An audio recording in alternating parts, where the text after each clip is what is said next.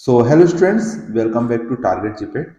सो students, आज की जो वीडियो है उसमें हम देखेंगे एंटी कैंसर ड्रग्स। स्टूडेंट्स, वैसे हम सीरीज वाइज चल रहे थे, तो हमने जो है कि डायबिटीज कंप्लीट कर लिया था, लेकिन कुछ ज़्यादा ही डिमांड आने की वजह से ये स्पेशली ये वीडियो जो है कि डिमांड के ऊपर बनाई गई है।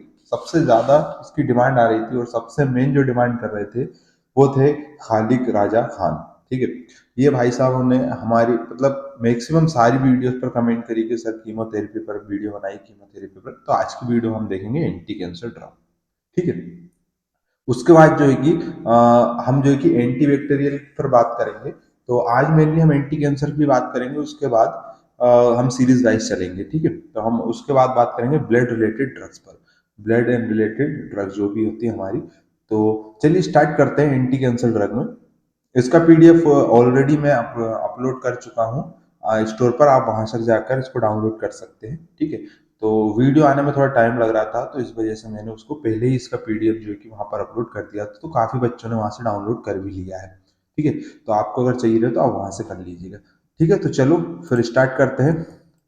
सबसे पहले अगर बात करें एंटी कैंसर ड्रग में, जीपेट 2022 से स्टार्ट करेंगे, जीपेट 2010 तक चलेंगे। जैसे कि आपको पता है, आप प्रीवियस अगर व्यूअर हो हमारे, तो आपको पता होगी हम पिछले 12 साल के क्वेश्चन पेपर में, जीपेट के क्वेश्चन पेपर में एंटी कैंसर ड्रग से जितने भी क्वेश्चन आए हैं उन पर हम बात करेंगे। तो अब बात करेंगे, हम स्टार्ट करेंगे जीपेट 2022 से। तो जीपेट 2022 में हमारे जो कि इसमें हमारे 3 क्वेश्चन इसमें आए थे। ठीक है, एंटी कैंसर ड्रग से सबसे पहले बात करेंगे, दिया हुआ था कि which one of the following statement are correct regarding the alkylating agent as a anti cancer drug.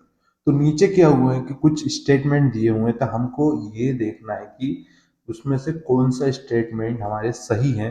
अगर हम उसके रिस्पेक्ट में बात करें, एल्काइलेटिंग एजेंट के रिस्पेक्ट में कौन से सही है ना, एल्काइलेटिंग एजेंट के लिए दिया हुआ है, दे get converted into highly nucleophilic anions and bind to the nitrogen atom of guanine intercalating the DNA strand।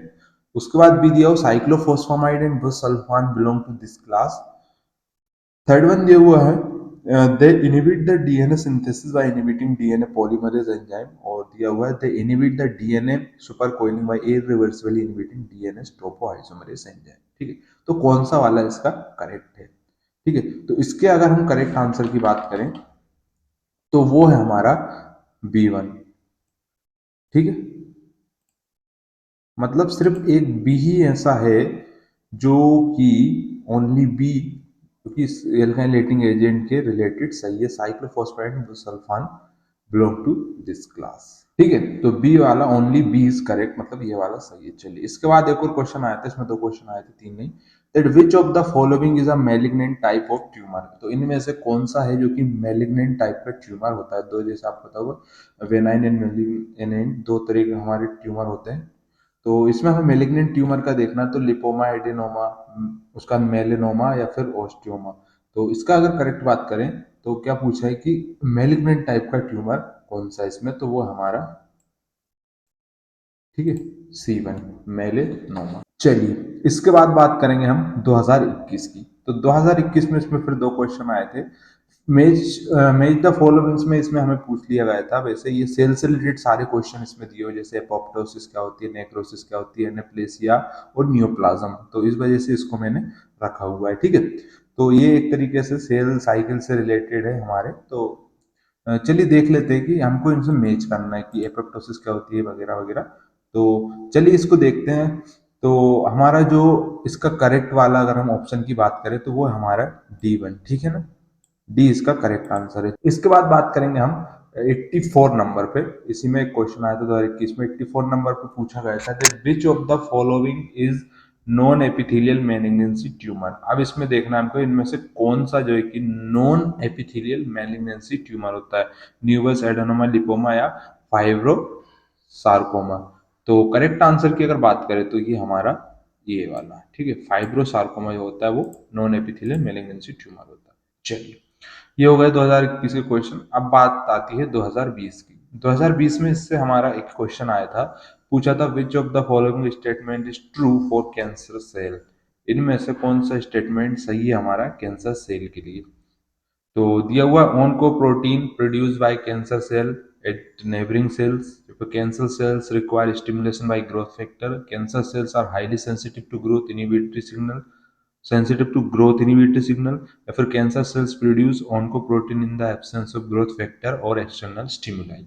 तो अब देखना है हमें स्टेटमेंट कौन सा इसका सही है.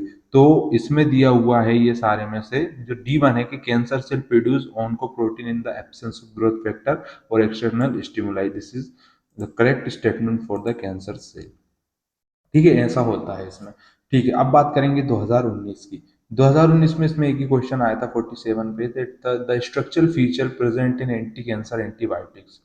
स्ट्रक्चरल फीचर देखना हमें एंटी कैंसर एंटीबायोटिक, जैसे हमें डॉक्सीरुबिन हो गई, ड्यूनोरुबिसिन, उसके बाद ये आइडोरुबिसिन एंड इपिरुबिसिन, इनमें इसका कौन सा स्ट्रक्चरल फीचर होता है. ठीक है, naphthalene nucleus connect with amino sugar by glycoside linkage, या फिर anthracene nucleus fuse to cyclohexane ring that is subsequently connect with amino sugar by glycosidic linkage, या फिर quinoline nucleus connected with amino sugar by glycosidic linkage, या फिर phenanthrene nucleus fuse to cyclohexane ring that is subsequently connected with amino sugar by glycosidic linkage. अब हमको देखना है कि कौन सा स्टेटमेंट, कौन सा स्ट्रक्चरल फीचर जो है हमारा वो इसके लिए सही है. ठीक है, तो इसके करेक्ट आंसर की बात करेंगे तो जो B1 ऑप्शन दिया हमारा, anthracene nucleus fuse to cyclic hexane ring that is subsequently connected with amino sugar by glycosidic linkage. चलिए अब बात करेंगे 2018 की. 2018 में भी फिर हमारा एक ही क्वेश्चन था 111 पर. विच of the following is not gene associate with breast cancer. तो इनमें से ऐसा कौन सा जीन है जो कि ब्रेस्ट कैंसर से रिलेटेड नहीं, मतलब उससे एसोसिएटेड नहीं है, जिसकी वजह से ब्रेस्ट कैंसर होता है. ऑप्शन दिए हुए हमारे पास BRCA1 इस तरीके से. करेक्ट आंसर की बात कर लेते हैं तो वो हमारा 2018 में, सॉरी, ये हमारा D1 CHRM1 जो जीन होता है वो हमारे रिलेटेड नहीं है ब्रेस्ट कैंसर से. चलिए अब बात करेंगे 2017 की. 2017 में ये क्वेश्चन था, मैच 2017 में मैच द फॉलोइंग करके agent that cause cancer with preferable site for where it might be cause. ठीक है, तो यहाँ पर कुछ कैंसरस एजेंट दी हुई और उनकी साइट दी हुई, यहाँ पर जाकर अपना कैंसर कोज कर सकते हैं. ठीक है, दिया वो arsenic, benzene, cadmium compound and vinyl chloride. ठीक, ये हमारा. तो अगर करेक्ट इसके आंसर की हम बात करें तो वो है हमारा A1. ठीक है ना. फर्स्ट जो आर्सेनिक का दिया वो कहाँ करेगा, हिमेंजियोसार्कोमा कोस करेगा. उसके बाद दूसरे का सी है बेंजीन जो हमारा ल्यूकीमिया करेगा. कैडमियम कंपाउंड जो रहेंगे वो प्रोस्टेट कैंसर कोस करेंगे. बिनाइल क्लोराइड हमारा एंजियोसार्कोमा ये कोस करेगा. ठीक है, ये 2017 में हमारे 3 क्वेश्चन पूछे गए थे कैंसर से. एक दिया हुआ है एपोप्टोसिस, इटोपोसाइड एंड टेनोपोसाइड जो हमारी कैंसरस ड्रग होती है are the semi synthetic derivative of मेरोवोलिक एसिड, पोडोफाइलोटॉक्सिन, या फिर एबेटिक एसिड, या फिर एम्बेलिफेरॉन. करेक्ट आंसर अगर बात करें तो इटोपोसाइड और जो टेनोपोसाइड होती हैं वो हमारी सेमी सिंथेटिक डेरिवेटिव होती है पोडोफाइलोटॉक्सिन. ठीक, चलिए अब बात करते हैं अगले क्वेश्चन की. दिया हुआ है dissemination of cancer. Dissemination of cancer occurs through dissemination of cancer occurs through one of the following pathway except. तो पूछा है कि जो कैंसर हमारा डिसेमिनेशन मतलब फैलना होता है ना, तो कैंसर कौन से पाथवे के थ्रू फैलता है एक्सेप्ट. इसमें 3 पाथवे ऐसे दिए हुए जिसकी वजह से फैलता है और एक ऐसा है जिसकी वजह से हमारा कैंसर नहीं फैलता है ना बॉडी में. ठीक है, तो इसमें कौन सा है वो देख लेते हैं. पहले तो माइग्रेशन, डायरेक्ट सीडिंग, फिर लिम्फेटिक स्प्रेड, या फिर हेमेटोजेनस स्प्रेड. तो ये कोज दिए हुए हैं. अब एक्सेप्शन की अगर हम बात करें तो एक्सेप्शन में हमारा आ जाता है ये कि हमारा माइग्रेशन. ठीक है, माइग्रेशन की वजह से, तो कहीं उसकी वजह से बाकी कोई कैंसर हमारा स्प्रेड नहीं होता. डायरेक्ट सीडिंग हम करते हैं या फिर लिम्फेटिक स्प्रेड और ये हिमेटोजेनिस स्प्रेड के थ्रू हमारा कैंसर फैलता है. जीपेट 2016 की बात करेंगे. There to which chemical class the vinca alkaloids belong. है ना, तो जो विनका एल्कलॉइड्स होते हैं हमारे भी एंटी कैंसर ऐसे यूज किए जाते हैं हमारे. तो ये कौन सी एल्कलॉइड क्लास से बिलोंग करते हैं, तो ये ट्रोपेन, इंडोल, ट्रिप्टोफैन और प्यूरिन दिया हुआ. करेक्ट आंसर इसका ये बहुत इंपॉर्टेंट क्वेश्चन है स्टूडेंट, इसको आप अपना याद हमेशा रखें, बहुत बार पूछा जाता है ये क्वेश्चन, ठीक है। इंडोल रिंग इसमें होती है, मतलब इंडोल इलेक्ट्रोड्स। चलिए, उसके बाद फिर एक 87 नंबर पे था 2016 में हमारे, इसमें भी 3 क्वेश्चन आए थे। 87 पे पूछा था कि match the following drug with their adverse effect. ये हमारी कुछ एंटी कैंसरस ड्रग दी हुई है, जैसे साइक्लोफॉस्फेट, डॉक्सीरिबोसिन, विलियमाइसिन एंड सिस्प्लेटिन। इनके हमको एडवर्स इफेक्ट मिलाने हैं, ठीक है। तो चलिए पहले करेक्ट आंसर देख लेते हैं, उसके बाद हम उनको मिलाएंगे, ठीक है। तो 87 के लिए बात करेंगे हम। 87 का हमारा दिया डी। फर्स्ट का आर मतलब साइक्लोफॉस्फोमाइड की अगर हम उसकी बात करें, एडवर्सिटी एक्यूट हेमरेज और सिस्टाइटिस होता है इसकी वजह से। दूसरा 2 का एस हमारा, तो डोक्सिरुबिन की वजह से कार्डियोटॉक्सिसिटी होती है। ब्लियोमाइसिन की वजह से हमारी पल्मोनरी फाइब्रोसिस होता है। सिस्प्लेटिन की वजह से हमारी नेफ्रोटॉक्सिसिटी एंड ओटोटॉक्सिसिटी कोज होती है इसके एडवर्स इफेक्ट, साइड इफेक्ट, ठीक है। चलिए, विच of the following UV rays causes cancer, कौन सी यूवी रेज होती है कैंसर कॉज करती है? UV A, UV B, UV C या फिर सारी हमारी? तो हमारी जो यूवी बी होती है वो हमारी कैंसर कॉजिंग यूवी रेज होती है, ठीक है ना। 19 का हमारा 90 का हमारा कौन सा है? बी। चलिए, ये हो गए हमारे 3 क्वेश्चन 2016 की। अब बात करेंगे 2015। 2015 में दिया तो which type of alkaloid present in vinca, तो ये हमने भी देखा इंडोल एल्कोलेट होता है ना। कभी कभी रिंग पूछ लेते हैं, विच type of ring present in win का एल्कोलेट, तो इंडोल रिंग होती है। Out of the following anti cancer drug cardiotoxicity is seen, हमने ऊपर ही देखा था कि कार्डियोटॉक्सिसिटी हमारी ये जो दी हुई थी एस वाली, इसकी है सेकेंड डॉक्सिरुबिसिन की, है ना। तो इस तरीके से क्वेश्चन बनते हैं हमारे बहुत। तो हमारी इसका करेक्ट आंसर हो जाएगा 103 के लिए डॉक्सिरुबिसिन, है ना। ये कार्डियोटॉक्सिसिटी कोज करती है। चलिए, इसके बाद बात करेंगे 120 नंबर पर, seeding involve the spread of cancer cell to. ये सीडिंग जो होती है वो कैंसर सेल का जो स्प्रेड होती है हमारी, कहाँ होता है? ब्लड वेजल से serous membrane to body cavities, या fascia surrounding muscles and bones, या फिर dermis and subcutaneous of the skin. तो इसका जो करेक्ट आंसर है हमारा 120 के लिए, वो है हमारा serious membrane of body cavity, ये होती है हमारी सीडी, ठीक। चलिए, अब बात करेंगे 2015 के बाद 2014 की। इसके हमने 2015 के 3 क्वेश्चन देख लिए। 2014 में हमारे इसमें बात करें तो इसमें 4 क्वेश्चन आए थे 2014। वन नहीं, 3 ही पूछे थे, 1 2 3, ठीक है। सबसे पहला था the cancer that drive from ectoderm of endoderm of epithelial cell. तो ऐसा वो कैंसर जो कि हमारा ड्राइव होता है एक्टोडर्म, जो होती है एंडोडर्म का पार्ट, एक्टोडर्म एपिथेलियल सेल का, वहां से। तो उसको क्या बोलेंगे? कार्सिनोमा, सार्कोमा, ल्यूकेमिया, माइलोइड की। तो करेक्ट आंसर इसका रहेगा, वो रहेगा, हम उसको बोलेंगे कार्सिनोमा, ठीक है। 2014 27 का ए। चलिए, इसके बाद एक 28 नंबर पे फिर क्वेश्चन था, which of the following is are marine anti cancer. तो इनमें से कौन सी है जो कि हमारी मराइन एंटी कैंसर है? ट्रेवेक्टाडीन, इरिबिलिन, सिटाराबिन, या फिर ऑल ऑफ दी अबव, है ना। तो करेक्ट आंसर की अगर हम उसकी बात करें तो ये तीनों है ना हमारी सारी मराइन एंटी कैंसर। चलिए, इसके बाद हमारा दिया हुआ है match the following drugs with their mode of action, ठीक है। तो इनके मोड ऑफ एक्शन से हमको एंटी कैंसर ड्रग मिलानी है। मीथोट्रिक्सेट की बात करें और साइक्लोफॉस्फेट, विनक्रिस्टन, हमारी डेक्टियो क्या डेक्टियोमाइसिन, ठीक है। तो इसके अगर हम बात करें मीथोट्रिक्सेट की, तो वो होती है हमारी एंटी मेटाबोलाइट। उसके बाद अगर हम बात करें साइक्लोफॉस्फामाइड की, ठीक है, तो वो होती है हमारी एल्काइलेटिंग एजेंट। और विनक्रिस्टिन की अगर हम बात करें तो वो होती है हमारी माइटोटिक इनिबिटर, विनक्रिस्टिन, विनब्लास्टिन। और डेक्टिनोमाइसिन की अगर बात करें तो वो होती है हमारी इंटरकैलेटिंग एजेंट, ठीक है। तो करेक्ट आंसर इसका रहेगा डी में। ये बात हुई 2014 की। अब बात करते हैं 2013 की। 2013 में हमारे 2 क्वेश्चन थे। Aromatase an enzyme complex that is target for several anti cancer drugs. Which of the following anti cancer drug target aromatase? Aromatase एक एंजाइम होता है, एंजाइम कॉम्प्लेक्स होता है, जो कि बहुत सारी हमारी एंटी कैंसर ड्रग के लिए एज अ टारगेट हम उसको यूज करते हैं, ठीक है। अब इनमें से ऐसी कौन सी एंटी कैंसर ड्रग है जिसमें हम एरोमेटेज को टारगेट करते हैं? सिप्टोटेरोन एसीटेट, रिलॉक्सिफेन, ग्लूटेथाइमाइड या फिर टेस्टोस्टेरोन प्रोपियोनोल। अब करेक्ट आंसर की इसके लिए अगर बात करें हम तो वो हमारी अमाइनोग्लूटेथीमाइड। ओके, ये जो category.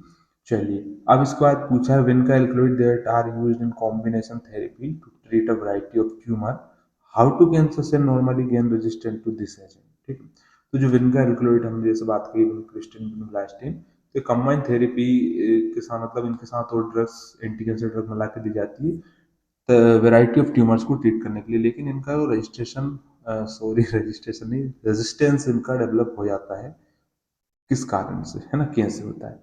Option D mutation of the target structure, या फिर over expression of the carrier protein called P glycoprotein, या फिर increase metabolism of the drug, या फिर decrease ability of the drug to enter target cell. तो ऐसा कौन सा मैकेनिज्म है जिसके थ्रू ये रेजिस्टेंस आता है।